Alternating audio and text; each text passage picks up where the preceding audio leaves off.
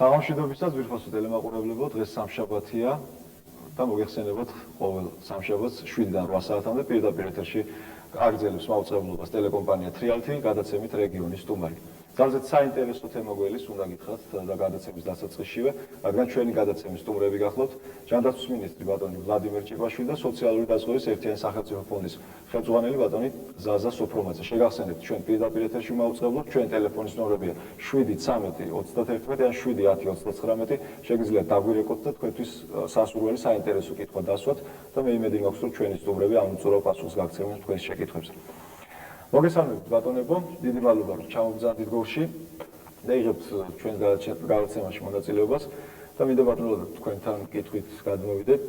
ცნობილია ჩვენი საზოგადოებისთვის, რომ ქართულ-ოსური კონფლიქტის ზონაში, თქვათ სოფლის მეურნეობის სამინისტრო, სხვადასხვა სამინისტროებთან ერთად, რა თქმა უნდა, აქტიურად ჩაება ჯანდაცვის სამინისტროც და თქვენ მოახერხეთ და შეაღწიეთ თამარაშენში იყავით, როგორც ვიცი, იქ ჯანდაცვის პროგრამა განხორციელდა და აი ამ ღონისძიებების შესახებ იქნებ ძალიან მოკლედ ჩვენ საზოგადოებას რო აუწყოთ. მოგესალმებით, გოგო, მივესალმები ტელემაყურებელს, ჩემთვის ძალიან სასიამოვნოა გორის ტელევიზიაში სტუმრობა, ვინაიდან სულ რაღაც 6-7 თვეა, როდესაც გასული იმ პერიოდიდან, როცა ჩვენ ყოველ კვირა ძალიან აქტიურ გასვლებს ვაწარმოებდით გორის რაიონის ტერიტორიაზე. ირაკლი ოქროაშვილის ხარდასაჭერად გასინჯული ყავს მრავალი ათასობით ავადმყოფი და უამრავ გორელს ვიცნობთ სახეზე, ვიცით მათი პრობლემების შესახებ, ისე რომ მოგესალმებით კიდევ ერთხელ. შეკითხვა მართლაც ძალიან საინტერესოა. მართლაც ჩვენმა სამინისტრომ, ჯანდაცვის სამინისტრომ ძალიან აქტიურად იმუშავა უკანასკნელი კვირეების განმავლობაში ცხინვალის რეგიონში.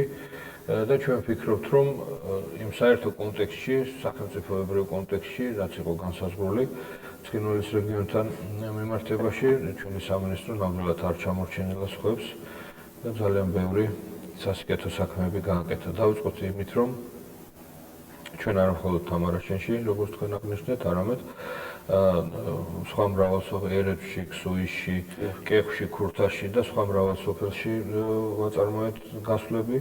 ჩამოყვანილი ყავდა და ეს პროცესი ეხლაც გრძელდება, მინდა ხაზი გაუსვარო, არ დასრულებულა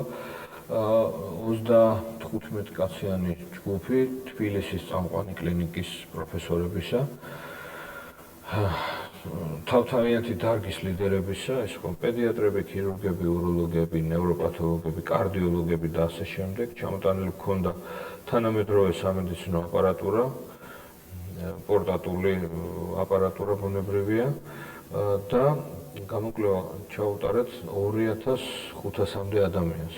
მათ შორის 500-ზე მეტი იყო ოსი ეროვნების, მათ შორის ისეთებიც, რომლებიც არაკონტროლირებად სოფლებში ცხოვრობდნენ და გამოკვლეული პაციენტებიდან შერჩეული იქნა დაახლოებით 70-მდე ავადმყოფი, რომლებიც ექვემდებარებიან ჩაღრმავებულ მკურნალობას, ეგრეთ წოდებულ სტაციონარულ მკურნალობას. რა თქმა უნდა, ჩვენ მათი ნაწილი უკვე გადავიყვანეთ თბილისში და გავუკეთეთ ოპერაციები თბილისის წამყვან ცენტრებში. მეორე ნაწილი ახლა ელოდება თავის რიგს და უახლოეს ხანებში ჩაუტარდება ეს მკურნალობა. რამდენად მოდიან აი ოსი ეროვნების ადამიანები კონტაქტზე? მე ნახე ჩემი თვალით, თქვენ როგორ ესაუბრებოდით თამარაშენში, უკაცრავად ქურთის საავადმყოფოს ეზოში თვითაღიარებული რესპუბლიკის ჯანდაცვის მინისტრს ჯიკაევს. არის რაღაც კონტაქტი, არის რაღაც სასიკეთო ძრები ამ მიმართებით? რა თქმა უნდა, კონტაქტი არის და არ შეიძლება რომ არ იყოს. მაშინ როდესაც კეთდება სიკეთე, მაშინ როდესაც კეთდება ჰუმანიტარული აქცია, იქ არ არსებობს არგუმენტი, რომელიც ამას შეეწინააღმდეგება. იმისათვის რომ ჩვენ შეგვეწინააღმდეგონ და არ შეგვიშვან ჩვენი კეთილშობილი მისიის შესასრულებლად, მათ უნდა თქვან, რატო არ გვიშვებენ, თქვათ, რა არის ამის მიზეზი. და ჩვენ აქციებთან დაკავშირებით ესეთი მიზეზი ბუნებაში არ არსებობს. შესაბამისად, შედარებით ნაკლებია წინააღმდეგობაც. რაც შეეხება იქაური ჯანდაცვის მინისტრის აქტივობას, ეს მხოლოდ და მხოლოდ მისასალმებელია, ჩვენ ნორმალური ადამიანური ურთიერთობები ჩამოგვიყალიბდა, გვაქვს საქმიანი კონტაქტები, თუმცა რა თქმა უნდა, მასზეც და ოსურ მოსახლეობაზე ზოგადად არის ძალიან ძლიერი ზეწოლა ხელმძღვანელობის მხრიდან, რათა ეს კონტაქტები იყოს მინიმალური. მინდა გითხრათ, რომ მიუხედავად იმისა, რომ არსებობს ზეწოლის და დაშინების ფაქტები, ოსური მოსახლეობა, მათ შორის ოსურენოვანი ოსი მოსახლეობას, მე ამას განსაკუთრებით უსვამ ხაზს, მაინც ბედავს, მოდის მკურნალობას იტარებს ჩვენთან, შემოდის უბრალოდ ადამიანურ კონტაქტში, იღებს ქართულ პენსიებს და ასე შემდეგ, პენსიებზე ცოტა მოგვიანებით ვისაუბრებთ. ისე რომ მე ვთვლი, რომ ეს პირველი ნაბიჯები, სამედიცინო აქციები იყო უაღრესად წარმატებული. მე აქვე ისიც მინდა აღნიშნო, რომ მხოლოდ ასეთი გასვლებით და მხოლოდ ქართულ სოფლებში გასვლებით ჩვენ არ შემოვიფარგლებით, შემდგომ ეტაპზე ჩვენ დაგეგმილი გვაქვს უშუალოდ ოსურ სოფლებში შესვლა და თუ კი დღემდე გასინჯული გვაქვს და ნამკურნალები 500-ზე მეტი ოსიეროვნების ავადმყოფი, ჩვენ ვფიქრობთ, რომ უახლოეს ხანებში მათი რიცხვი მკვეთრად გაიზრდება. ასევე გაიზრდება იმ ოსიეროვნების მოქალაქეების რიცხვი, რომლებიც თბილისში მკურნალობენ. უახლოესი ორი კვირის განმავლობაში 3 ურთულესი ოპერაცია გაუკეთდათ ოსიეროვნების მაცხოვრებლებს თბილისის საუკეთესო კლინიკებში. ბატონო, მე ამ ბოლო 1 კვირის განმავლობაში არაერთხელ მომიხდა თვითაღიარებული რესპუბლიკის პრეზიდენტთან შეხვედრა ედუარდ გოგოითან, რომელიც ხაზგასმით აღნიშნავს, რომ მას არ ჭირდება საქართველოს დახმარება, არ ჭირდება ფქვილი, არ ჭირდება სასუქი, არ ჭირდება პენსია, არ ჭირდება რაღაც ჯანდაცვის სფეროში დახმარება. აი თქვენი აზრით, რამდენად სჭირდება ეს იმ ხალხს? იგი ხალხის ენით საუბრობს თუ არა, ეს არის ყველაზე საინტერესო. ძალიან კარგი შეკითხვა. მინდა სრული პასუხისმგებლობით განვაცხადო, რომ ხალხი სამხრეთ ოსეთში ცხოვრობს იგივე პრობლემებით, იგივე ცხოვრების წესით, მათ აწუხებთ ისეთივე სატკივარი, როგორც დანარჩენ საქართველოში. და როგორც მთელ საქართველოში ჭირდება ჩვენს მოქალაქეებს სამედიცინო მომსახურება, პენსიები, სოციალური დაცვა, ზუსტად ასევე ჭირდებათ ოსურ მოსახლეობასაც, ოსური სოფლების მოსახლეობასაც და ამის ყველაზე ნათელი დადასტურება არის ის, რომ როგორც არ უნდა იყოს დაშინება თვითმარქვია ხელისუფლების მხრიდან, ეს მოსახლეობა მაინც აქტიურად მოდის კონტაქტებზე, მათ აქვთ ერთადერთი თხოვნა, როდესაც ჩვენ იქ ჩავდივართ, რომ ჩვენ მათი სახეები არ დავაფიქსიროთ, თქვა, ჩვენი ცენტრალური ტელევიზიის და ქართული ტელეარხების ეკრანებზე იმის შიშით, რომ შემდეგ გახდნენ შურისძიების და ანგარიშწორების მსხვერპლი. სხვა მხრივ ისინი აბსოლუტურად ჩვეულებრივი ადამიანები არიან და ადამიანური პრობლემებით, რომლებიც საჭიროებენ და რომლებიც ითხოვენ დახმარებას. და მე უამრავი მაგალითის მოყვანა შემიძლია იგივე აი უკანასკნელი 10-12 წლის განმავლობაში 3 ურთულესი ოპერაცია გაუკეთდათ ოსიეროვნების მაცხოვრებლებს თბილისის კლინიკებში, მათ შორის ერთ-ერთი ურთულესი ნეიროქირურგიული ოპერაცია, რომელიც წარმატებით დამთავრდა და მე უახლოეს კვირეებში, როგორც კი ავადმყოფი გამოჯანმრთელდება, გეგმო მას ვესტუმრო ოსურ სოფელში და ჭიქაღვინით დავლოცობის გამოჯანმრთელება. ამის გარდა მინდა ხაზი გაუსვა იმას, რომ ეს აქტივობა არის მხოლოდ აისბერგის ხილული ნაწილი იმ საქმეების, რასაც ჩვენ ვახორციელებთ. უმნიშვნელოვანესი მიმართულება ეს არის სამხრეთ ოსეთის თვითმარქვია რესპუბლიკის, არ ვიცი რომ რა ტერმინიც გნებავთ ის ვეხმარებ. არაღიარებული სამხრეთ ოსეთის რესპუბლიკის, ასე ვთქვათ, სოციალური და ჯანდაცვის სისტემის ინტეგრაცია საქართველოს ჯანდაცვის სისტემაში. მხედველობაში მაქვს ის, რომ ჩვენ ძალიან აქტიური ნაბიჯები გადავდგით ცხინვალის საავადმყოფოებისა და სამშობიაროს სახლის ისეთივე რეჟიმში გადაყვანაში, როგორც რეჟიმიც არსებობს მაგალითად გორში, თბილისში, თელავში და საქართველოს სხვა ქალაქებში. მოდიან ამ კონტაქტზე, რო თქვა თუ მიგიშვა ნიკამდე. მე მინდა გითხრათ, რომ დაახლოებით 64,000 ლარის მკურნალობა წლის დასაწყისიდან ჩვენ უკვე დავაფინანსეთ, როგორც სამშობიაროს სახლში ცხინვალის, ასევე ცხინვალის საავადმყოფოში. როგორია მათი ტექნიკური აღჭურვილობა? ისეთივე ცუდი, როგორც დანარჩენ საქართველოში. იგივე დონეა დაახლოებით. მინდა გითხრათ, რომ ექიმებიც ისეთივე კარგები არიან, როგორც დანარჩენ საქართველოში. ამ მიმართებით იგივე რამე რა თქვა. თუნდაც ერთი ეკოსკოპიის კაბინეტი მოეწყოს სერიოზული კომპიუტერი ტექნიკა რაღაც. ჩვენ ვაპირებთ შემოდგომაზე ყველა ქართულ რაიონში. დაახლოებით ნოემბრის ბოლოსთვის ყველა ქართულ რაიონში დავამონტაჟოთ ეხოსკოპის თანამედროვე ახალ-ახალი იაპონური წარმოების აპარატი და გამონაკლისი არ იქნება არც ცხინვალი, ჯავა, ყორნისი და ოსური დასახლებული პუნქტები.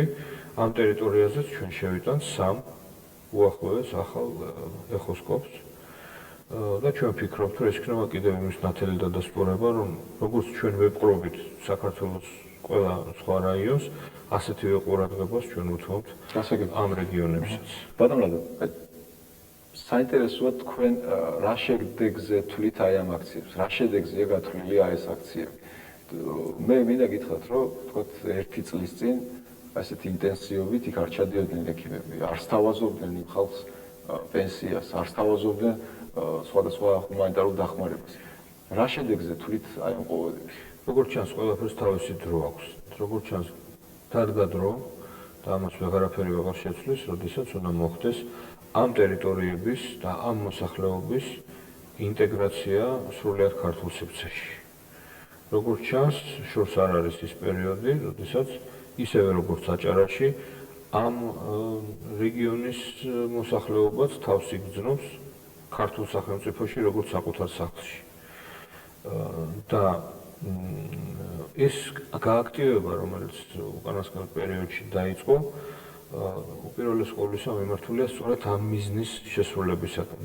ჯანდაცვის სამინისტრო არ არის სამხედრო ორგანიზაცია, ჩვენ არ გვაქვს ტანკები, ქვემეხები და არც თოფები და ბუნებრივია ჩვენი ფრონტი გვაქვს, ჩვენი საბრძოლელი ველი გვაქვს. ეს არის თავიდან ბოლომდე მშვიდობიანი ჰუმანიტარული ველი, რომელიც დამყარებულია კაცმოყვარეობაზე, დამყარებულია მოყვასის სიყვარულზე და რა თქმა უნდა დამყარებულია იმაზე, რომ ჩვენ თავი ვიგრძნოთ ხელისუფლებამ, თავი ვიგრძნოთ არა მხოლოდ ქართველების პატრონებად, არამედ ოსი მოსახლეობის პატრონათაც და ამავე დროს ვიგრძნოთ პასუხისგებლობა მათ ბედზე. ის რომ ოს მოსახლეობას უჭირს ისევე როგორც ქართულ მოსახლეობას, მე უნდა მადარდებდეს ისევე როგორც უნდა მადარდებდეს ქართული მოსახლეობის გასაჭირი. ანუ ჩვენთვის არ უნდა იყოს განსხვავება ჩვენი მოქალაქეების ეროვნების მიხედვით. ისინი ჩვენი მოქალაქეები არიან და ის რომ ჩაყენებული არიან დღეს აი ესეთი ზეწოლის პირობებში, ჩვენთვის დამატებითი სტიმული არა, უფრო მეტი ყურადღება მივაკუთვნებთ. გასაგები, მაგრამ ბატონო, აი იმ თქვათ ნიჰილისტურად განწყობილი ოსი ეროვნების ადამიანების დარწმუნება არ არის რთული, რომლის წინააღმდეგაც თქვათ ვიღაცა ტყვიას ისრო და 14 წლის წინ. ვიღაცამ სახლი დაუწყო. მე არ ვამბობ, რომ რომელიმე კონკრეტული მხარე იყო დამნაშავე. აქ ორივე მხარეს გარკვეული ბრალი მიუძღვის და ორივე მხარეს ალბათ გარკვეული გამართლებაც გააჩნია, მაგრამ ცოტა ძნელი არ არის, თქვათ, აი მენტალობის დამსხვრევა, რომელიც გამჯდარია, თქვათ, იმ ახალგაზრდა ბავშვი, რომელიც ახლა 14 წლისა და ის გაზარდეს ისე, რომ ქართული მისი ტერია. რა თქმა უნდა, ძნელია მენტალობის დამსხვრევა და ამ მენტალობის დამსხვრევა ძნელია, მინდა ხაზი გავუსვა ორივე მხრიდან, იმიტომ რომ როგორც ოსებმა ნახეს, ბევრი უბედურება ქართველებისაგან, არანაკლები უბედურება აქვთ ნანახი ქართველებს ოსების მხრიდან. მაგრამ მე ვფიქრობ, ყველას, ასე ვთქვათ, ქვეცნობიერებამდე დასულია უკვე ერთი ყველაზე უმთავრესი მომენტი, რომ აღარ არის დრო იმისათვის, რომ ერთმანეთს გაუხსენოთ რაღაც ძველი ცოდვები, ძველი უბედურებები. რა თქმა უნდა, მოვლენებს შეფასება უნდა მიეცეს, არ შეიძლება მოვლენების მიჩუმათება, მაგრამ მეორე მხრივ ასევე არ შეიძლება სახელმწიფო ინტერესებში არ შედის, რომ ეს მოვლენები მუდმივად მთელი ათწლეულების განმავლობაში იყვნენ დამაბრკოლებელი. სხვათა შორის ოპოზიციის თხოვს, რომ მოვლენების შეფასება გააკეთოს ქართველებმა 90-იანი წლების მოვლენების შეფასება თქვენ გააკეთეთ. მე ვფიქრობ, ეს შეფასება გასაკეთებელია ორმხრივად, იმიტომ რომ არასებობს სამოქალაქო კონფლიქტის დროს, არ არსებობს, ასე ვთქვათ, სამხრივად მართალი და სამხრივად ტყვიანი მხარეები. რა თქმა უნდა, ქართულ მხარემ უნდა აღიაროს ის შეცდომები, რომელიც იყო დაშვებული, მაგრამ ეს უნდა მოხდეს პირუთვნელად, ემოციების გარეშე, თუმცა ძნელია ამ დროს ემოციების გარეშე საუბარი და უნდა მოხდეს ჩვენი საერთო სახელმწიფოებრივი ინტერესებიდან გამომდინარე. მე თქვენის ნებართვით კიდევ ერთხელ დაუბრუნდები იმ ფაქტს, რაც მიმაჩნია ძალიან მნიშვნელოვნად, რომ შემთხვევით არ მიხსენებია მე, როდესაც ჩვენ ისეთივე წესით ვაფინანსებთ ცხინვალისა და ჯავის სამონტყოფოებს და სამშობლოებს, როგორც ამას ვაკეთებ დანარჩენი საქართველოსთვის. იმიტომ რომ ოსმა მოსახლეობამ უნდა იცოდეს, რომ დღეისათვის ამ რეგიონში, ამ ტერიტორიაზე სამკურნალო დაწესებულებებში თითოეული ავადმყოფის მკურნალობა ფინანსდება საქართველოს სახელმწიფო ბიუჯეტიდან. განსაკუთრებით ეროვნების, აი მკურნალობენ ქართველებიც, ოსებიც და ფინანსდება ერთდროულად როგორც ქართველების მკურნალობა, ასევე ოსების მკურნალობაც. შესაბამისად, როდესაც ჩვენ ვსაუბრობთ კონკრეტულ ღონისძიებებზე, ვფიქრობ, რომ ეს მონაცემები არის ძალიან ყურად საღები და ძალიან მნიშვნელოვანი. შემდეგი მემართულება, რომელთაც ჩვენ ვაპირებთ ამ ზაფხულის თვეებში აქტივობას, ეს არის სამხრეთ ოსეთის არაღიარებული რესპუბლიკის სოციალური და ჯანდაცვის ობიექტების რეაბილიტაცია. ჩვენ ვაპირებთ საქართველოს სახელმწიფო ბიუჯეტის ფარგლებში დამტკიცებული დასაქმების პროგრამების ჩარჩოთი დავაფინანსოთ როგორც ასე ვთქვათ, ქართული, ასევე ოსური სოფლების საექიმო სამედიცინო ამბულატორიების აღდგენა, რეკონსტრუქცია. ჩვენ ვაპირებთ გავარემონტოთ ცხინვალის საავადმყოფო. და ეს ყველაფერი მოხდა ისევე, როგორც ვაპირებთ, ვთქვათ, გორის რაიონში აღვადგინოთ სამედიცინო ობიექტები, ისევე როგორც ვაპირებთ ეს აქტივობა ვაწარმოოთ ხაშურის, ქარელის რაიონებში და ასე შემდეგ. ანუ ერთის მხრივ ნურავინო გაიგებს იმას, რომ ჩვენ სამხრეთ ოსეთს არ ნახულ ყურადღებას ვაქცევთ და გვავიწყდება ქართული რაიონები, მაგრამ ამავე დროს ჩვენ ხაზს უსვამთ, რომ აი როგორც გორის რაიონში, ქარელის, ხაშურის და კასპის რაიონში ჩვენ აღვადგენთ თითო სტრატეგიული მნიშვნელობის სამედიცინო ობიექტს ამ ზაფხულის თვეების განმავლობაში. ზუსტად ასევე გავარემონტებთ ცხინვალის საავადმყოფოსაც და ოსური სოფლების ამბულატორიას. მაყურებელი გველოდება ძალიან დიდი ხანია ეთერში. მოდით მოусმინოთ ბატონო საღამოშიდობისა და გისმენთ თქვენ პირდაპირ ეთერში ხართ. გამარჯობა. ბატონო, თქვენ ყველა სჭირდებით და მათ შორის ჩვენც. რამდენიმე თვე შეწყვეტილია გადარიცხვები სამლებზე ოპერაციებზე თქვენთან სამინისტროში რაღაცა გაუგევლობა იყო. ხო და რომელი ოპერაცია და რამდენად მართებულია თქო ონკოლოგიურმა ავადმყოფმა სამლებს ელოდოს საამი თვე 4 თვე. ეს ერთი შეკითხვა და მეორე. რადგან დაბრკოლებაც თქვენთან სამინისტროში მიღებაზე. თქვენი თანაშემწეები უთქვენოთ ვერაფერს ვერ წყვეტენ. გაურკვეველია თქვენი მიღების დღე. ხალხი ჩამოდის ახმეტიდან, ზუგდიდიდან, მიღება რადგანაც არის 6 საათზე, ყველას არ აქვს საშუალება იქ დარჩენის. ხო, აი უახლოეს ხანში როგორ გადაწყდება ეს საკითხი და გადაწყდება თუ არა. თქვენი კოლეგა ბრძანდებით უკაცრავად. ბატონო? თქვენ კოლეგა ბრძანდებით ჩემი? არა, მაგრამ და კიდევ ერთი შეკითხვა. რა ფუნქცია დარჩა გორის ფონდების სამსახურს? ეხლა ესეც სამხარეო გახსოვთ შეიქმნა. მოჩაშვილი გურირებს სამსახურს. აქვს თუ არა ამათ გადარიცხვის უფლება, წამლის ყიდვის უფლება. რა სამსახური უკაცრავთ? ბატონო? რა სამსახური დავიკონკრეტ? გოჩაშვილის სამსახური, ბატონო, ეს რა ქვია. იგონა არის ასეთი ფონდები, სამხარეო ფონდების რაღაცა სამსახურები რო შეიქმნა. ხო, თუ არაფერი ფუნქცია არ აქვს, რა საჭიროა? თუ აქვს, რატომ არ აკეთებს რა აქვს? აი, გადარიცხვებზე ვისთან უნდა მივიდეთ, თქვენთან თუ გოჩაშვილთან? დიდი მადლობა. ბატონო ზაზაკი პასუხებდი ბოლო კითხვაზე როგორც ვთქვი. ძალიან დიდი მადლობა, ძალიან შეამონებს, როდესაც გორში ასე ვთქვათ ცხოვრობენ ჩვენი მოქალაქეები, რომელიც ასე დაწვრილებით იცნობენ ჩვენ ჯანდაცვის სამინისტროს მუშაობის შინაგანაწეს. მე მართლაც მინდა დავადასტურო, რომ ის ინფორმაცია, რომელსაც ეს ქალბატონი ფლობს, არის აბსოლუტური სიმართლე. მართლაც ჯერჯერობით 20 ივლისამდე გაჩერებულია ინდივიდუალური გადარიცხვები, მაგრამ არ არის გაჩერებული სახელმწიფო პროგრამები. ჩვენ ეს ინდივიდუალური გადარიცხვები, ინდივიდუალური მოქალაქეების სამკურნალო გადარიცხვები გავაჩერეთ ერთადერთი მიზნით, რომ მოვიყვანოთ წესრიგში შეუსაბამოდ სახელმწიფო ბიუჯეტის ახალ ხარჯებს და მოგეხსენებათ 20 ივლისისათვის იგეგმება საქართველოს პარლამენტის მიერ ბიუჯეტში შესწორებების მიღება, რომელიც საშუალებას მოგცემს აღვადგინოთ ამ პროგრამის მუშაობა და კიდევ ერთი არგუმენტი გახლავთ ის, რომ ჩვენ გვინდა რომ ინდივიდუალური გადარიცხვების ბედი გადაწყვიტოს არა რომელიმე ჩინოვნიკმა, თქვათ ჯანდაცვის მინისტრმა, ფონდის თავმჯდომარემ ან სხვა პიროვნებამ, თუნდაც კეთილშობილი მიზნებით ახსვილმა, არამედ გადაწყვიტოს საზოგადოებრივმა კომისიამ, რომლის შემადგენლობაშიც იქნებიან ჟურნალისტები, პარლამენტის წარმომადგენლები, ბუნებრივია სამინისტროსა და ფონდის თანამშრომლები, არასამთავრობო ორგანიზაციის, საქართველოს ეკლესიის და სხვადასხვა, ასე ვთქვათ, საქველმოქმედო ფონდების წარმომადგენლები. აი, სწორედ ასეთი საზოგადოებრივი კონსენსუსის პირობებში შექმნილი კომისია იქნება უფლებამოსილი ითამაშოს მსაჯულის როლი, ვინაიდან ჩვენ უნდა გვესმოდეს ერთი რამ, რომ ჩვენ კარგახანი არ გვექნება იმდენი ფული ქვეყანაში, რომ დავაკმაყოფილოთ აბსოლუტურად ყველა ავადმყოფის საჭიროება და კარგახნის განმავლობაში ჩვენ იძულებული ვიქნებით შევარჩიოთ პრიორიტეტების მიხედვით ყველაზე გაჭირვებული ავადმყოფები და მხოლოდ მათ დავეხმაროთ ინდივიდუალური წესით. რაც შეეხება ონკოლოგიურ პროგრამას, რაზეც ბრძანა ქალბატონმა, მინდა მასაც უთხრა და ყველა დაინტერესებულ პირსაც, რომ ონკოლოგიურ პროგრამას არ შეუწყვეტია მუშაობა არც ერთი დღით და ის ვალდებულებები, რომელიც აქვს აღებული სახელმწიფოს ონკოლოგიური ავადმყოფების წინაშე, ფინანსურ ვალდებულებებზეა საუბარი, გრძელდება ყოველგვარი შეჩერებების გარეშე. და ბოლოს შეკითხვა ალბათ ზაზაც უპასუხებს, მაგრამ მეც გავცემ ჩემი კომპეტენციის ფარგლებში, რაც შეეხება ეგრეთ წოდებულ ადგილობრივ ფონდებს, მათ გააჩნიათ ცენტრალური პროგრამების შესრულებაზე კონტროლის ფუნქცია.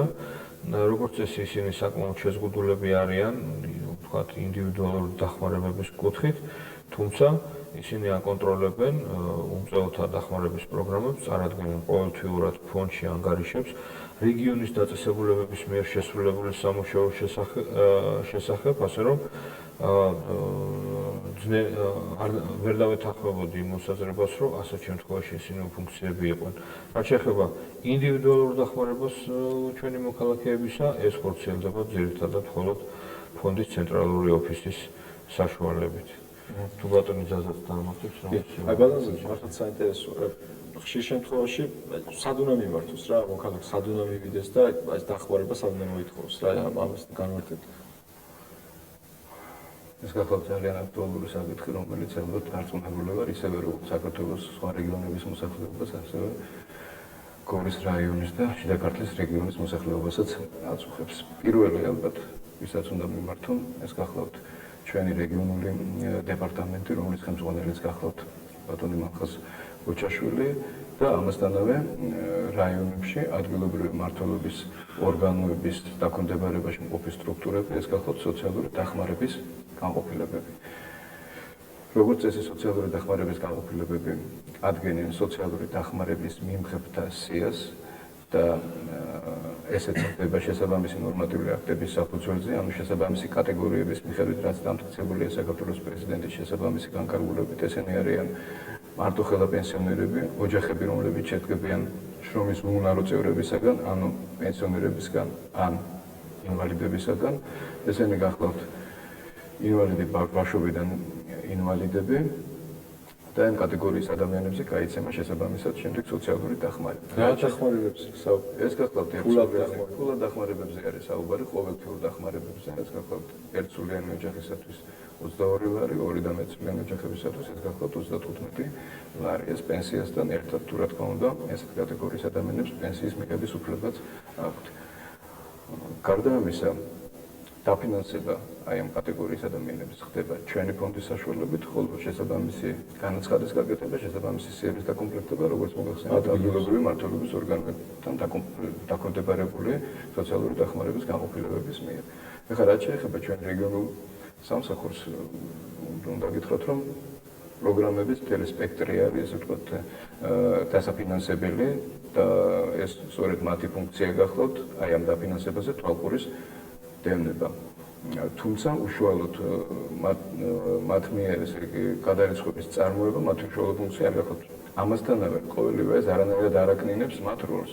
აი მე რამდენიმე ციფრი მინდა მოგაწოდოთ, მხოლოდ ამ ბოლო 6 თვის განმავლობაში ფონდის მიერ და შესაბამისად ჩვენი რეგიონული სამსახურების მიერაც მათ მიერ ხდება გადარიცხვების კონტროლირება, დაფინანსებული არის 2,9 მილიონ ლარის ოდენობით პენსიები, ეს გახლავთ სრული მოცულობა 6 თვის პენსიებისა და დაფინანსებულია გარდა ამისა 670,500 ლარის ოდენობით საპენსიო დავალიანება. ეს გახლავთ ის დანამატი, რაც საქართველოს მთავრობის დადგენილებით ეძლევა საპენსიო დავალიანების მქონე პენსიონერებს აპრილში 3 ლარის, ხოლო შემდეგ თვეში 4 ლარის ოდენობით. გარდა ამისა დაფინანსებულია დაახლოებით 50,000 ლარის ოდენობით. გასაგებ, ჩვენ პენსიებზე რო დავალიანება. ცოტა მოგვიანებით კიდევ ვისაუბროთ 9 საათი შეგვეთაში. თუ შეიძლება ერთი ზარი ბატონო და შემდეგ გავაგზავნოთ. ერთი ამერე შემოშოთ საღამოშვილებისა გისმენთ პირდაპირ ეთერში ხარ.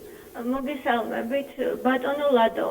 ყავს მძიმე ავადმყოფი ქალატვინის უმძიმესი ტრამვით, რომელიც იანვრის თვიდან მოყოლებული იმყოფება ღვთისმშობლის სამედიცინო ცენტრში დღემდე.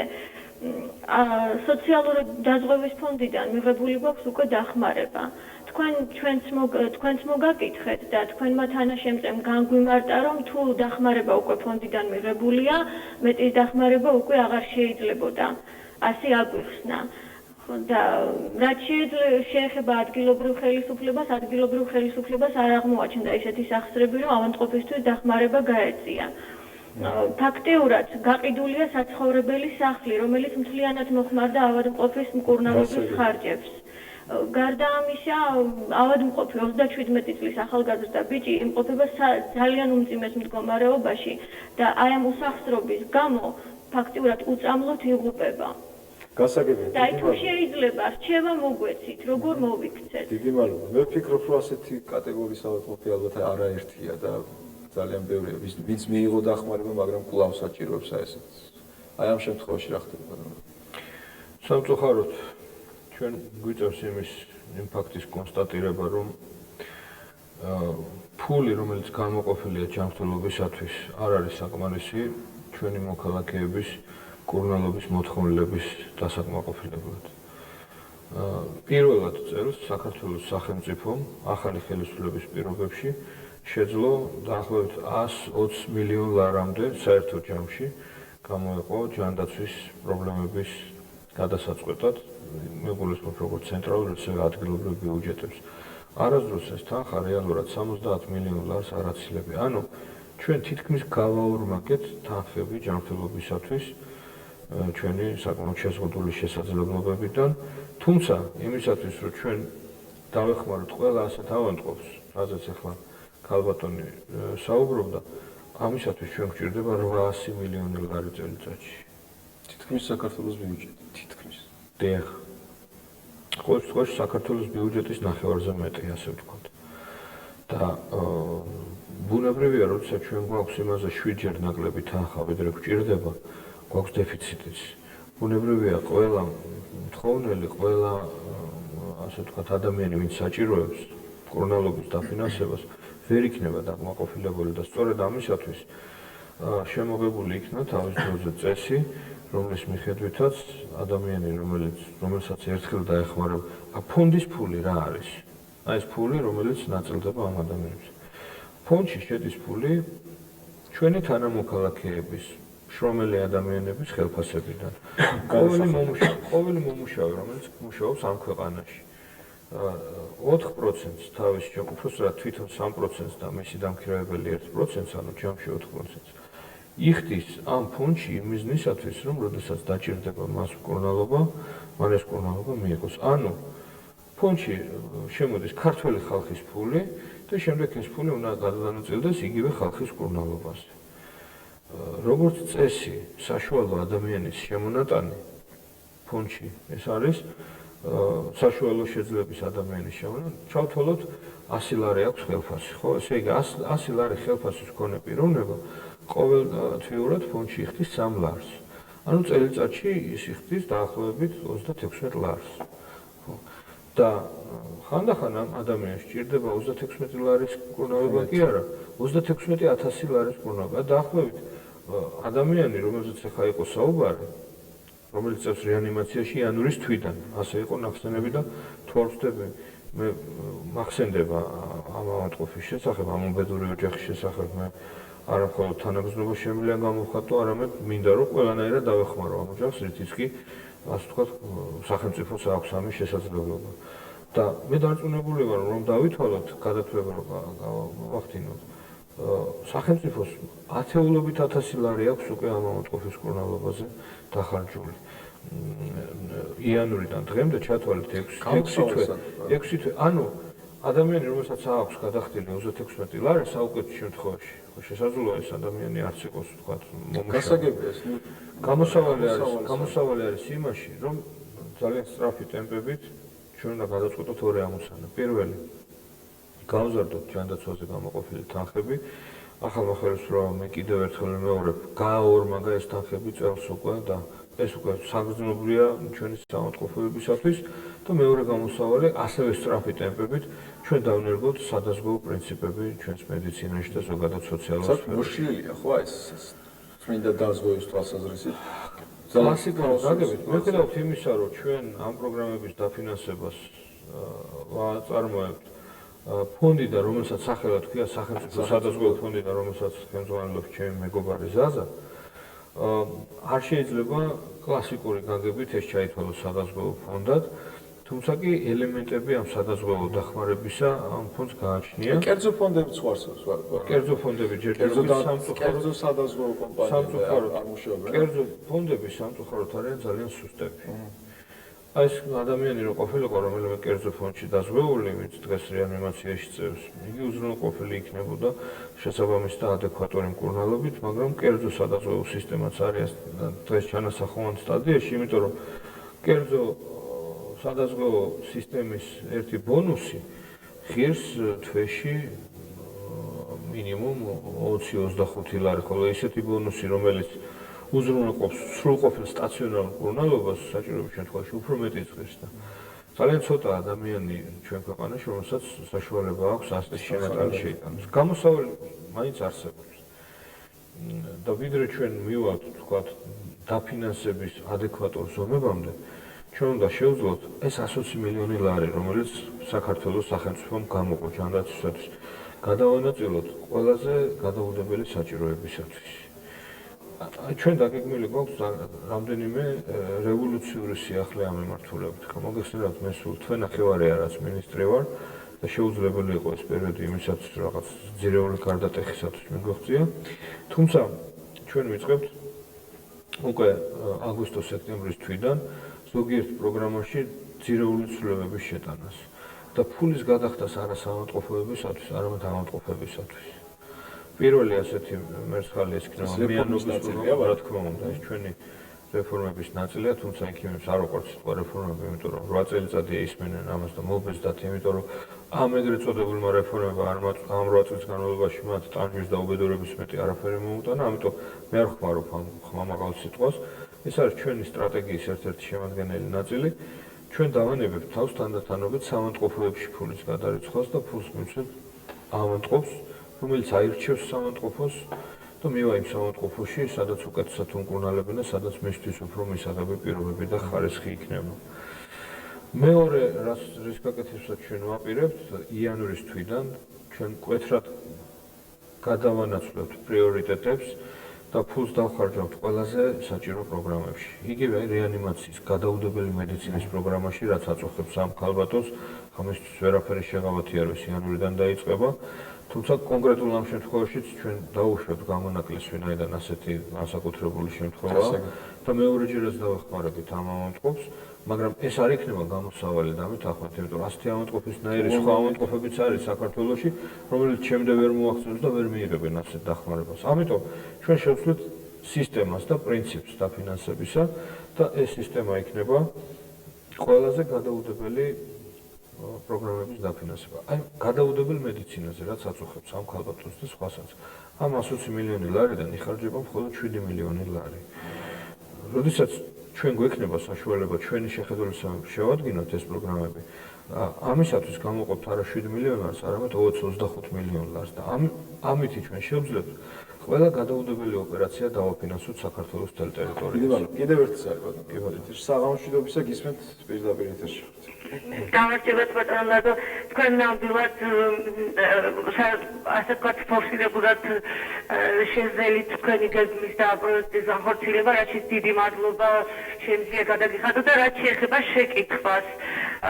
მოიმატა პენსიებმა, მაგრამ სამწუხაროდ თავდაცვისა და პოლიციის პენსიების მომატება ჯერჯერობით აპრიორში ამის შესახებ არაფერი არ არის ნათქვამი და თუ არის შემდგომ რაიმე განსაზღვრული მომატების თვალსაზრისით და აი ამ პენსიონერ ბავშვების დახმარების შესახებ თუ რაიმე პრივილეგიები იქნებათ რომელიმე უпростоრად ჯანდაცვის სფეროში. დიდი მადლობა. ბატონო, მე უბრალოდ ჩვენს ტელემაყურებლებს შევახსენებ, კი იყო ჩვენი საინფორმაციო გამოშვებით გუშინ ნაჩვენები რეპორტაჟი იმის შესახებ, რომ ბრიფინგი გამართა წმობებულმა და ჩვენი რაიონის დეპუტატმა თეო ტლაშაძემ იმის შესახებ, რომ 7000 პენსიონერს, რომელსაც აი არჩევნების წინა 2 ნოემბრის არჩევნების წინა პერიოდში შეტანილი ქონდათ არჩევნების სასამართლოში, მათი ასე ვთქვათ მოთხოვნა დაკმაყოფილა და ორშაბათიდან უკვე გაიცემა ის გაყინული პენსიების ასე ვთქვათ დაიძრება ეს საკითხი. აი ამის შესახებ რომ ვისაუბროთ ბატონზაზე და შემდეგ აი საერთოდ რა არის პერსპექტივაში აი აღნიშნა რომ თქვა იზრდება სამართალდამცავებისა და თქვა სამხედრო პირების პენსიები და პირიქით იყო არ იზრდება და იზრდება სხვა სახის პენსიები ესე ასე სწორად ვერ გავიგე. ხო 20 ლარი ამ წუთში გორში პენსია როგორც არის თქვა მოსალოდნელი ზრდა. ეხლა რაც შეეხება დავიწყოთ დავალიანებები საქართველოს ხელისუფლებამ და ჩვენმა ფონდმა შეასრულა მოსახლეობისთვის მიცემული პირობა, წინასაარჩევნო პირობა, რომ იმ ადამიანებს, ვინც ნაციონალური მოძრაობის სახელით მიმართავდა სასამართლოს თავისი საპენსიო დავალიანების მისაღებად, მიიღებდა ამ თანხას და ეს ნაბიჯი დღეს უკვე გადადგმულია, როგორც მე მგზავნებ 7000-მდე პენსიონერი გორის რაიონში მიიღებს იმ დავალიანებას, რაც მას დაუგროვდა მთელი ამ წლის განმავლობაში. თანხაში ეს გახლავთ 393,800 ლარი, რომელიც უკვე ჩარიცხული არის ფონდის რაიონული ორგანიზაციის ანგარიშზე და შესაბამისად მოხდება მისი ორშაბათიდან უკვე დაიწყება ამ თანხის გაცემა. ეხლა მიმდინარეობს მოსამზადებელი სამუშაოები, რათა თუნდაც უმნიშვნელო შესტუმრაც არ გაიპაროს აი ამ თანხების განაწილებაში. აქვე უნდა დავძინო ისიც, რომ ეს გახლავთ მხოლოდ პირველი ნაბიჯი ამ დავალიანებების დაფარვის გზაზე. დღეს ეს დავალიანება მიეცემა იმ ადამიანებს, რომლებმაც პირველად, ასე ვთქვათ, შეიტანეს სარჩელი და შესაბამისად პირველად მოიგეს პროცესი. ჩვენ დიდი იმედი გვაქვს იმისი, რომ ანალოგიური ნაბიჯების გადადგმა კასპშიც არის თუ არ წერილი და ქარელშიც. კასპში ეს გახლავთ 251,000 ლარზე მეტი. ქარელში შესაბამისად შედარებით უფრო ნაკლები 873 ლარი. ეს დღეისათვის აფასებიც არის. ბატონო, მე რა მენტერესებს. ორშაბათიდან დაიწყო აი ამ 7 გორის შემთხვევაში მსაუბარი 7000-მა პენსიონერმა მიიღება ამ გაყინული პენსიების. მაგრამ არის პენსიონერი, რომელსაც არჩელი არ შეუტანია იმ დროს. სწორედ ამაზე ვსაუბრობდით, ესე იგი ჩვენ ძალიან დიდი იმედი გვაქვს იმისი, რომ აღარ დაჭირდება უბრალოდ პენსიონერებს ასეთ ნაბიჯების გადადგმა, იმიტომ რომ საქართველოს ხელისუფლებამ უკვე დაიწყო ზრუნვა იმაზე, რომ პენსიონერებს ნელ-ნელა დაფარული იქნათ მათი საპენსიო დავალიანება. დღეისათვის ეს ამისათვის გამოყოფილი არის 14 ლარიან პენსიონერებზე მაქვს საუბარი. უკვე ივლისიდან ეს იქნება 6 ლარი, დღემდე ეს იყო 4 ლარი. 20 ლარიან პენსიას მიიღებენ გორში. მიიღებენ გორში ივლისიდან უკვე ეს გახლავთ უბრალოდ განმარტებაა საჭირო მაშინ პენსიონერისთვის, ხო, რომელმაც უნდა მიიღოს 20 ლარი, რატო უნდა მიიღოს 20 ლარი. ხო. ესე იგი 2 ლარი არის დანამატი აი გაყინული პენსიიდან, დროთა განმავლობაში თქვენ დაფარავთ აი დავალიანებს. დროთა განმავლობაში ეს დანამატი გაიზრდება, ისინი საკმაოდ სწრაფად მიიღებენ ამ თანხას. ჩვენ ვარაუდობთ, რომ ეს პროცესი გაგრძელდება მაქსიმუმ წელიწადნახევარი. ამ ხნის განმავლობაში ყველა დავალიანება დაფარული იქნება. რა თანხაა მთლიანი დავალიანება საქართველოს მასშტაბით? გორის რაიონისათვის ეს გახლავთ 11 გორის არა, შიდა ქართლის რეგიონისთვის ეს გახლავთ 11 მილიონი ლარამდე, თუმცა გარკვეული ნაწილი, როგორც უკვე ვთქვი, უკვე დაფარულია.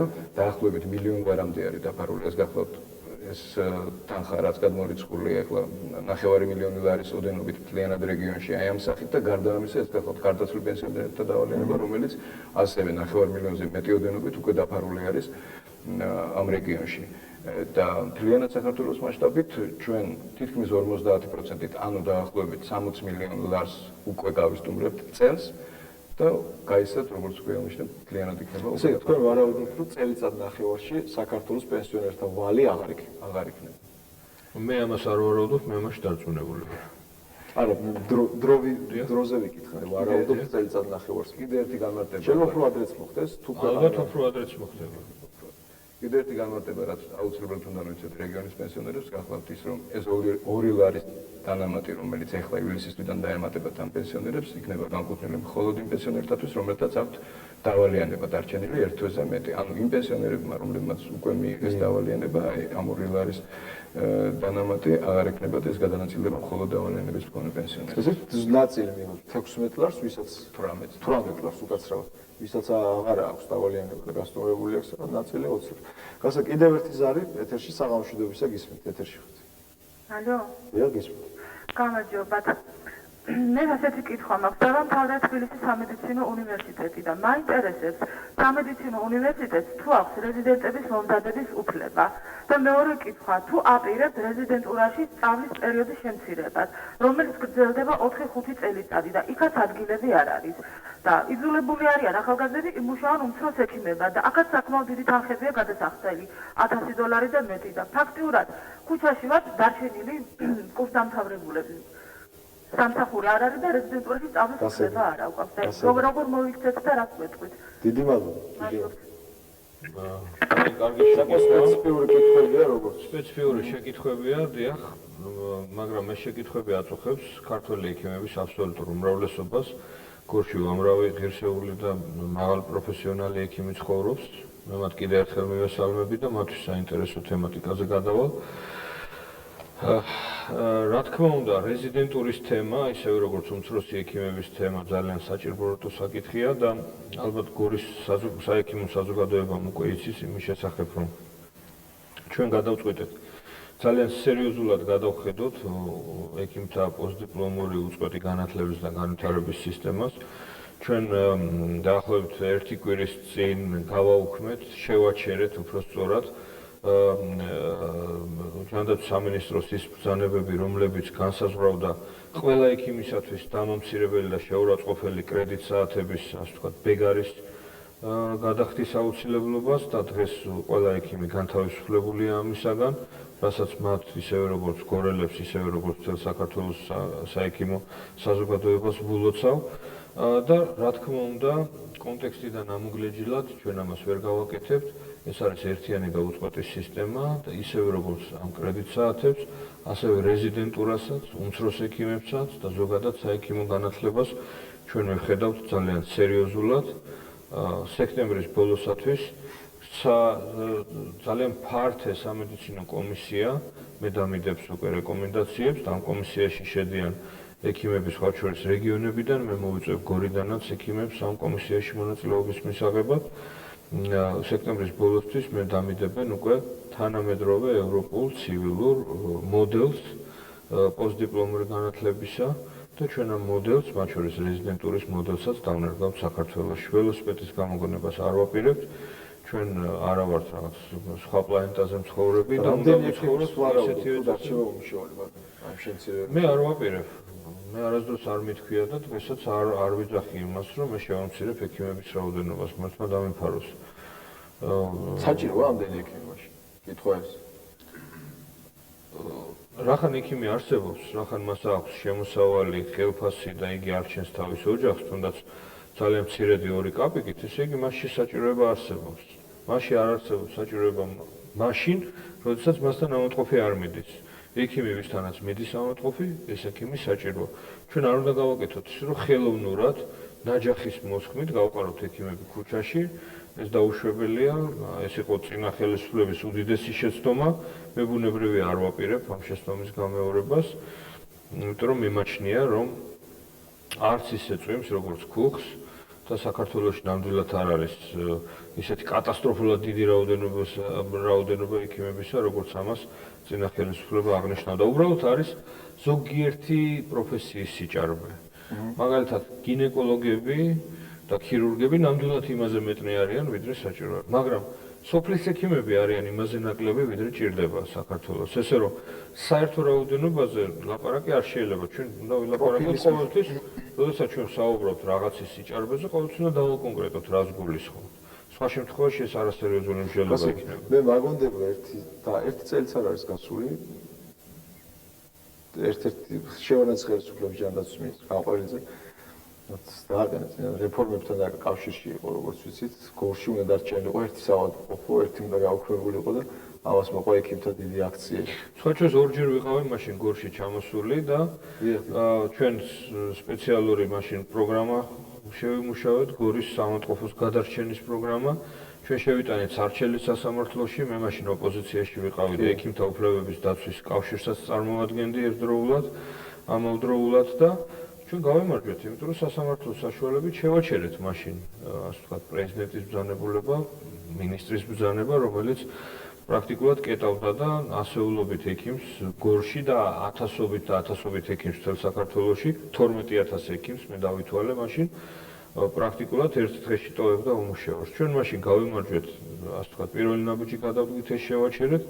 დღეს ეს პრობლემა ერთხელ და სამუდამოდ მოცილებული აღარ არსებობს, იმიტომ რომ აღარც ერთ ექიმს, ვიდრე მე ვარ მინისტრი, არ ემუქრება, ასე ვთქვათ, ნაჯახით თავის წასვლა და ქუჩაში გაყრა, თუმცა ეს არ უნდა გავიგოთ ისე, რომ მე ხელს შევუწყობ ყველა უნიათო და უღირსი ექიმის, ასე ვთქვათ, აყვავებას არავითარ შემთხვევაში, რა თქმა უნდა, ღირსეული ექიმები იმუშავებენ, უღირს ექიმებს თვითონ მოსახლეობა აღარ მიაკითხავს და ბუნებრივად დაკარგავენ. მოკლედ ასე ვთქვათ, რომ ბაზარი თვითონ გარიყავს. კი ბატონო. აი ეს უხეშად მხოლოდ ცივილური ბაზარი ხა, ეს არ იქნება ველური ბაზარი, ეს არ იქნება ჯუნგლები, ეს იქნება ცივილური ევროპული, ასე ვთქვათ, ურთიერთობები. ალბათ მისასალმებელია იმ კუთხითაც, იმიტომ რომ მე დარწმუნებული ვიქნები ალბათ როგორც პაციენტი ამის შემდეგ, რომ კლინიკაში სადაც მივალ, ის კლინიკა აუცილებლად იზრუნებს, რომ მას საკმაოდ მაღალი დონის ექიმი ყავდეს და არ დარჩეს პაციენტის გარეშე, ხო?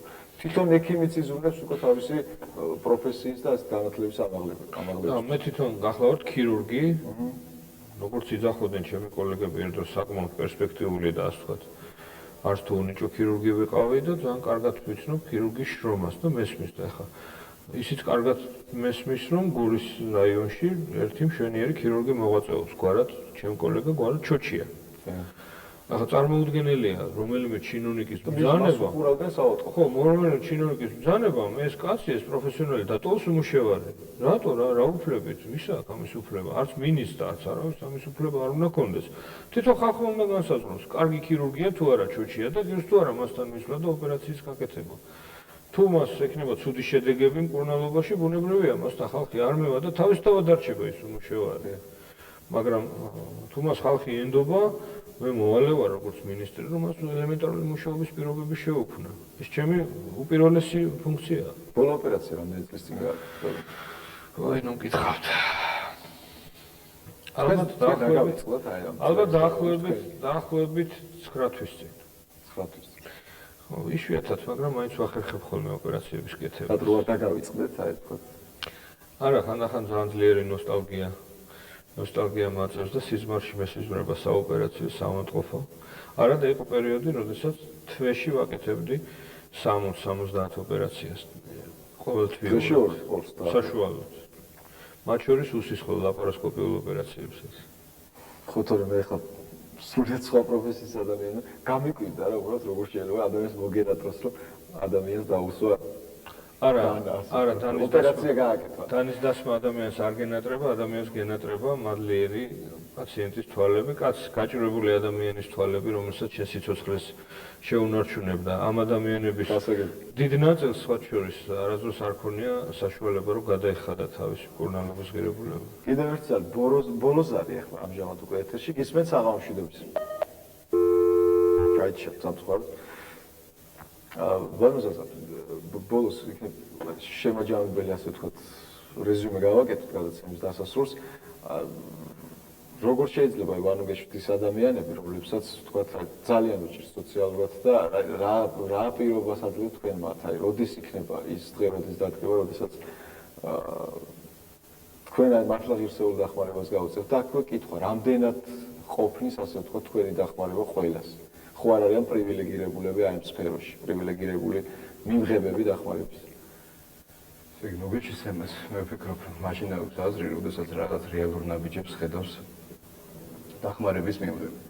ეხლა თუ ამ ბოლოდროინდელ მოვლენებს გადავალებ თვალს, მაშინ აი ცხადად ჩანს ის, რომ მდგომარეობა იგივე საპენსიო უზრუნველყოფის მხრივ თუნდაც თვალნათლივ უმჯობესდება. ეხლა არასდროს არ ყოფილა ქვეყანაში ისე, რომ პენსიები თვეთოში მიეღოს ადამიანს, პენსიონერს. აგვირით ბოლო 6 თვეს.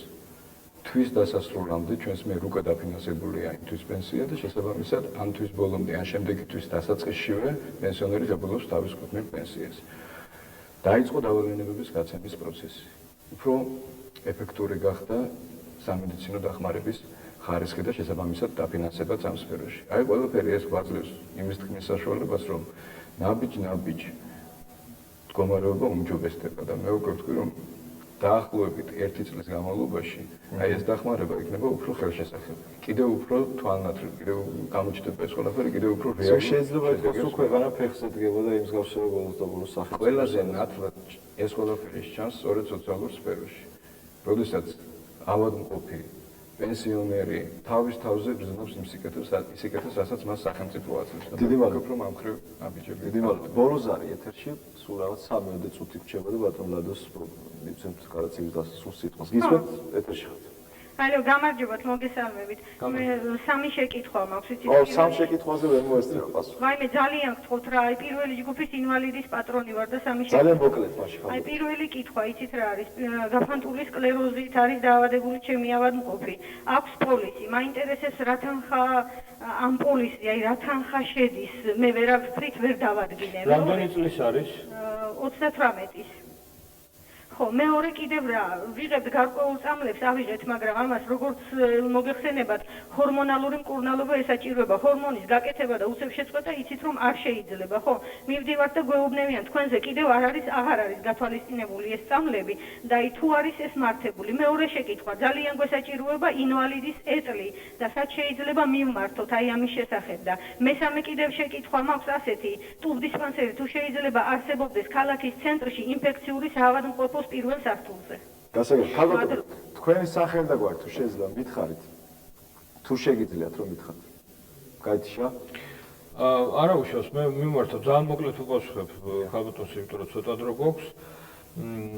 პირველი გაფანტული სკლეროზის სამკურნალოდ მან შეუძლია მომართოს ამ კომისიას, რომელზეც მე მქონდა საუბარი, საზოგადოებრივ კომისიას, რომელიც 20 ივლისის შემდეგ იქნება ჯანდაცვის სამინისტროსთან, ტერიტორიულად იქნება კალინინის 51 ნომერში, ახლა ივანე ჯავახიშვილის ქუჩა უკაცრავად, ჯავახიშვილის 51 ნომერში და ჩვენ მას დავაკმაყოფილებთ, იმიტომ რომ გაფანტული სკლეროზით დაავადებებს, როგორც წესი, ჩვენ ვაფინანსებთ 100%-ით ინდივიდუალური მომართვების შედეგად.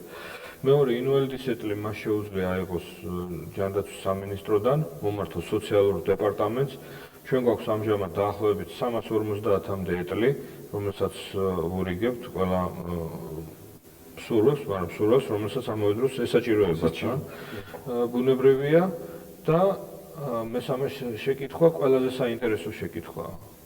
ჩვენ უნდა ვიცოდეთ ერთი რამე, რომ ტუბერკულოზი, შიცი, ვთქვათ, C ჰეპატიტი და ასე შემდეგ, ეს ყველა დაავადებები შედიან ეგრეთ წოდებულ სტიგმის ჯგუფში. სტიგმა ეს არის შედარებით დაბალგანვითარებული საზოგადოებისათვის დამახასიათებელი შიში სოციალური დაავადებების მიმართ და არა მხოლოდ შიში, არამედ ზიზღი. აი ახლა შიცი აქვს, რაღაც ტუბერკულოზი აქვს, იგი ეს ადამიანი მაინდამაინც შორს უნდა დავიჭირო მისგან საქმე და ასე შემდეგ. ტუბერკულოზი არ არის გადამდები დაავადება ამ სიტყვის პირდაპირი მნიშვნელობით. გადამდები დაავადება ის ხდება მხოლოდ სანიტარულ ჰიგიენური ნორმების დაუცველობის შემთხვევაში, აი დამძიმებული ჰიგიენური ატმოსფეროს შემთხვევაში, ჩვეულებრივ პირობებში, აი იმ დისტანციაზე საუბრის დროს, რაზეც ჩვენ ახლა თქვენთან ვსაუბრობთ, გოგა, იგი არანაირ საშიშროებას არ წარმოადგენს და უფრო მეტიც ადამიანების უმრავლესობა ტუბერკულოზის ჭხირთან შეხებაში, ანუ ბაქტერიასთან შეხებაშია მრავალჯერ მის ცხოვრების განმავლობაში, მაგრამ ეს ადამიანები არსნებობდებიან, იმიტომ რომ საჭიროა სხვა ფაქტორები. იმისათვის რომ ადამიანს ეს არ დაემართოს, ესე რომ ნუ გეშინიათ, ნუ უყურებთ ტუბერკულოზით ავადმყოფებს, როგორც კეთროვანებს, როგორც ადამიანებს, რომელსაც უნდა გაურბოდეთ. მათ ჭირდებათ ნორმალური მკურნალობა და ისინი ისევე გამოჯანმრთელდებიან და ისეთივე ჯანმრთელი ხალხი იქნება, როგორც ყველა დანარჩენი. გასაგები და ბოლო 1 წუთი თქვენ იმისთვის რომ მიმართოთ ჩვენი რეგიონის მოსახლეობას. მე მინდა კიდევ ერთხელ ძალიან დიდი სიყვარულით მიმართო ჩემთვის ძალიან ძვირფასი რეგიონის მაცხოვრებლებს და გითხრათ ერთი რამ, რომ ყველაზე კარგი აგიტატორი ადამიანისათვის არის ადამიანის გაკეთებული საქმეები. ჩვენ ვაპირებთ ისეთი საქმეების კეთებას, რომელსაც ხალხი იგრძნობს თავის თავზე სიკეთეს და ეფექტს ამ საქმეებისგან. აი მაგალითისთვის გეტყვი. 1 სექტემბრიდან გორის ყველა მშობიარეს, ყველა ორსულს ხელზე დაურიგდება 180 ლარი თანხა საქართველოს სახელმწიფოსაგან. ისინი აღარასდროს აღარ იქნებიან ჩამოკიდებული სამშობიარო სახლებზე, გადაირიცხა, არ გადაირიცხა, მთავარმა იქიმა შეჭამა, განყოფილების განგვი მოიპარა და ასე შემდეგ. ყველა მაცხოვრებელი გორის რაიონში 1 სექტემბრიდან მიიღებს 180 ლარს. აი ესეთი სიკეთეები, ასეთი სიახლეები ჩვენ გვექნება ყოველთვიურად. დიდი მადლობა ბატონო ზაზა, დიდი მადლობა ბატონო ლადო. ძალიან ასეთი საინტერესო ინფორმაცია და სასიხარულო ინფორმაცია დასრულდა ჩვენი გადაცემა. დიდი მადლობა მაყურებელს, დიდი ბოდიში მათ, ვინც ვერ მოხვდა დღევანდელ გადაცემაში ჩვენთან ეთერში და ჩვენ მომავალ სამშაბათს კიდევ ერთხელ შევხვდებით ერთმანეთს გემშვიდობებით. კარგად ბრძანდებოდეთ.